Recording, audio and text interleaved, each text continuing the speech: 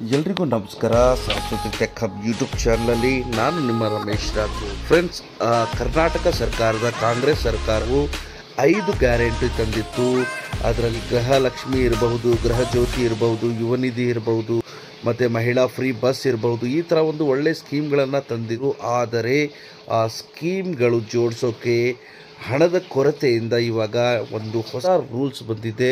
ಆ ರೂಲ್ಸ್ ಏನಪ್ಪ ಅಂದರೆ, ನಿಮ್ಮ ಹತ್ತಿರ ಇರುವ BPL ಕಾರ್ಡ್ಗಳ ಮೇಲೆ ಕತ್ತರಿ ಹಾಕು. ಹೌದು, ಯಾವ ಥರ ಕತ್ತರಿ ಹಾಕ್ತಾರಪ್ಪ ಅಂದರೆ, ಇವಾಗ ನೀವು ಒಂದು ಕಾರ್, ವೈಟ್ ಬೋರ್ಡ್ ಕಾರ್, ಇಲ್ಲ ನೀವು IT ತುಂಬ್ತಾ ಇದ್ರಿ, ಇಲ್ಲ ನಿಮ್ಮ ಭೂಮಿ 3 ಹೆಕ್ಟರ್ಗಿಂತ ಜಾಸ್ತಿ ಭೂಮಿ ಹೊಂದಿದ್ರೆ, ನೀವು ಸಿಟಿಯಲ್ಲಿ 1000 ಚದರ ಅಡಿಗಿಂತ ಜಾಸ್ತಿ ಜಮೀನುಗಳು ಹೊಂದಿದ್ರೆ, ಇಲ್ಲ ನಿಮ್ಮ ಒಂದು ಇನ್ಕಮ್ ಏನಿದೆಯಪ್ಪ ಅಂದರೆ 1.5 ಲಕ್ಷಕ್ಕಿಂತ ಜಾಸ್ತಿ ಇದ್ದರೆ, ಅಂಥವರ ಒಂದು ಈ BPL ಕಾರ್ಡ್ಗಳನ್ನು ಇದ್ದಾರೆ. ಸೊ ಯಾಕೆಪ್ಪ ಈ ರೂಲ್ಸ್ ಬಂತು ಅಂದರೆ, ಎಲ್ಲ ಶ್ರೀಮಂತರು ಕೂಡ ಇವಾಗ BPL ಕಾರ್ಡ್ಗಳನ್ನು ಹೊಂದಿದ್ದಾರೆ. ಅಂಥವರ ಒಂದು ಕಾರ್ಡ್ಗಳನ್ನು ರದ್ದು ಮಾಡಬೇಕಂತ CM ಸಿದ್ದರಾಮಯ್ಯ ಅವರು ಆಲ್ರೆಡಿ ಸೂಚನೆಯನ್ನು ಕೊಟ್ಬಿಟ್ಟಿದ್ದಾರೆ.